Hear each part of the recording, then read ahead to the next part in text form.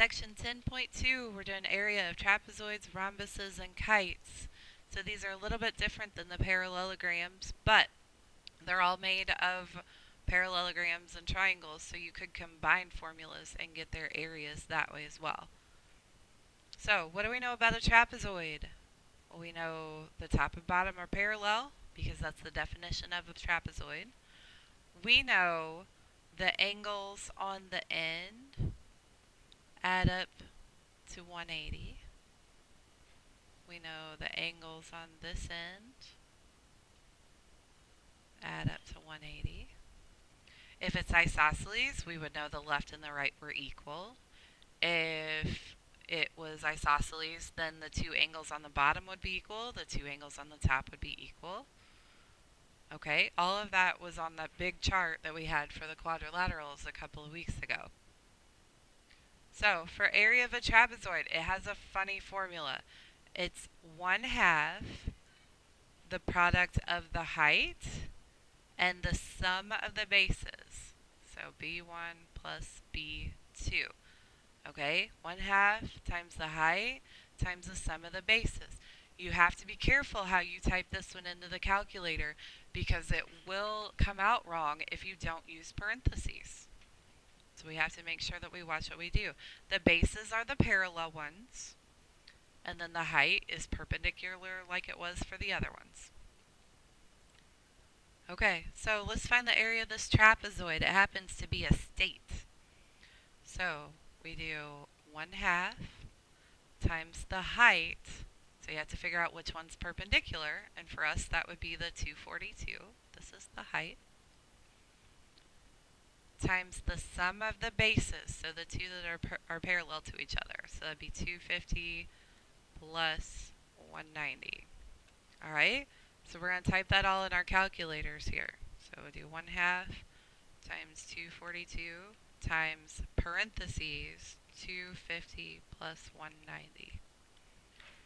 And we get 53,240, and it's miles squared because it's area. Alright, and that happens to be the state of Arkansas if you know your geography well enough. Alright, for this one it's a little different. We're missing the height. We have no height, right? Because RQ would be the height, or from S straight down would be the height. So we need this. Well, what happens when I draw that line down and get a height? I get a 30, 60, 90 triangle. And hopefully you guys remember those, right? You got a 30, 60, 90 triangle. And remember, the smallest side is opposite the 30. The hypotenuse is double the smallest side. And the other side is smallest side times root 3. So, in this triangle that we have right here, we need to figure out what we know. If the top is 5, wouldn't this section down here also be 5?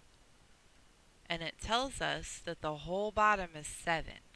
The whole thing all the way across. So that means that this section right here is 2.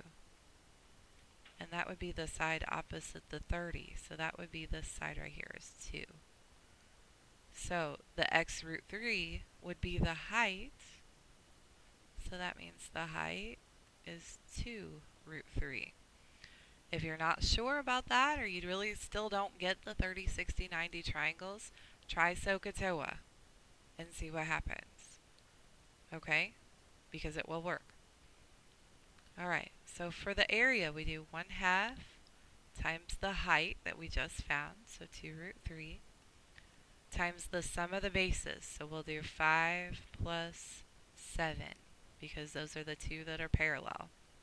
Okay, I'm going to leave this in radical form, so I'm not going to get a decimal out of this. If you need a decimal, you can just hit the double arrow key. So we'll do 5 plus 7 and get 12. Take half of it and get 6.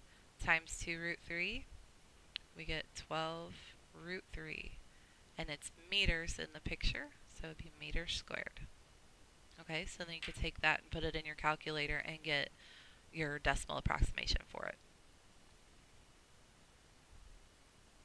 All right, what do we know about a rhombus? First off, the definition. All four sides are equal, right? It's also a parallelogram, so that means opposite sides are parallel. So we'll put these little arrows on it. We also know opposite angles are congruent because it's a parallelogram. We also know that the diagonals, if we draw those in, they bisect each other. So this segment is equal to this segment, and this segment is equal to this segment. We also know that the diagonals are perpendicular. So there's right angles in the middle here. We also know that the diagonals bisect the angles. So these two angles are equal to these two angles, and these two angles are equal to these two angles. Rhombuses have a lot of stuff. Rhombi have a lot of stuff going on. What about kites? You know, definition of a kite, adjacent sides are congruent. So these two sides are congruent, these two sides are congruent. We also know that if we draw the diagonals, then one of them is bisected. So this piece is equal to this piece. The other two are not like that. You can look at the picture and know they're not equal. The diagonals are also perpendicular. The long diagonal also bisects the angle. So those two angles are equal and these two angles are equal, but the opposites are not equal. Okay? On the short diagonal, the angles are not equal when they're bisected. They're not bisected at all. Okay? So why would I show you a rhombus and then a kite? Because they have the same formula for area. The area of a rhombus or a kite is half the product of the lengths of its diagonals. So it's 1/2 times diagonal 1 times diagonal 2. Okay, so you'll have to find the length of the diagonal on either one of them, multiply them together, take half, and we get the area. This is not a distribution, so you don't take half of both diagonals. You take half of their product. Okay, sometimes you have to use Pythagorean theorem or SOHCAHTOA to get the pieces that you need. So be prepared for that. Okay, so let's start with a kite. So 1/2 times one diagonal times the other diagonal. I'll just leave spaces for them right now. Okay, so if we look at the shorter diagonal, both pieces are 3. So all together, it's 6. And then the longer diagonal, one piece is 2, one piece is 5, so we add them together and get 7. So we do 6 times 7, get 42. Take half of that, we get 21. And it's meters squared because that's the units in the picture. Okay? Alright, one more. Area of the rhombus. So we do 1/2 times the diagonal times the diagonal. Now if you ever forget the formula, then you know all of these are right triangles. So you can find the area of one triangle and then multiply it by 4 because they're all the same triangle. There's a problem with this one, right? AC, the diagonal that goes left to right, we know both pieces of it are 12. So we can put a 24 in here, no problem. But the other diagonal has a major problem. It's missing everything. Okay? But if you look at just this much of the rhombus, it's a right triangle. Okay? So we need to do Pythagorean theorem to get that piece.